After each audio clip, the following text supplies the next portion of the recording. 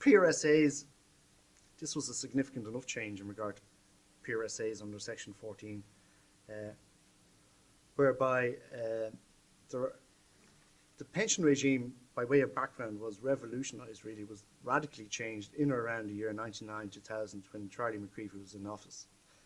As I understand it, Charlie McCreevy's father died when he himself was very young. I think he was 4 or 5. And back in that day, the pension died with him. And that led to a fairly impoverished McCreevy household for his upbringing, with the result that when he got the opportunity of getting into finance, he took it with both hands and radically changed the pension industry at a whole host of levels to transfer an awful lot of control back to the person who was making the pension payments. Like when you think about pensions dying with the holder, it was just ridiculous stuff, really, going to the pension company. But in any event, that's the way it was, and I think it can be for some still. But what they did was they did change it rather dramatically. They introduced the whole area of drawing down 25% tax-free, transferring the balance into an ARF, the ARF transferring to the estate, the spouse being able to take it from the estate and all of that good stuff. But as time wore on, and as is the way with tax reliefs generally, what tends to happen is one fella comes along and abuses it to a huge extent, with the result that they have to do and have to make changes. And that's what happened. I think somebody contributed €70 million from their private company into their private pension scheme without any tax deduction.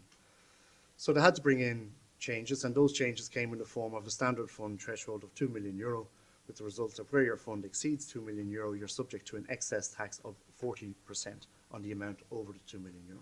What also happened was that the ARF was being used to simply invest and to roll up on a gross basis, and individuals weren't actually drawing any money out of the ARF. They were living off other income, like maybe state pension or employment pension or things like that. And by reason of that, the government weren't getting any money from it. So as time wears on and coffers come a bit tighter, they introduced a deemed distribution. And the deemed distribution operates by treating an individual as having taken a distribution from their ARF, even in circumstances where they didn't. So you get to the stage where you have to take a distribution of 4%, 5%, or 6%. But the thing about those two tax measures are that they only arose in circumstances where the pension fund had vested. And if you didn't vest your pension fund, if you didn't draw it down, if you didn't transfer it to an ARF, if none of those things happened, then the excess tax didn't kick in, and the 4%, 5%, 6% deemed distribution didn't kick in. And when you hit 75 with a PRSA, you could never vest your pension fund. So what was happening was people were planning it out to ensure that they actually never triggered a benefit crystallization event, which is the event that is necessary in order for those owners' tax charges to kick in. So the legislation was amended to ensure that that benefit crystallization event now happens.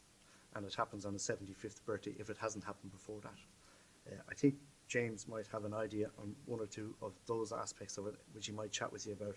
But that's broadly the tenor of that section.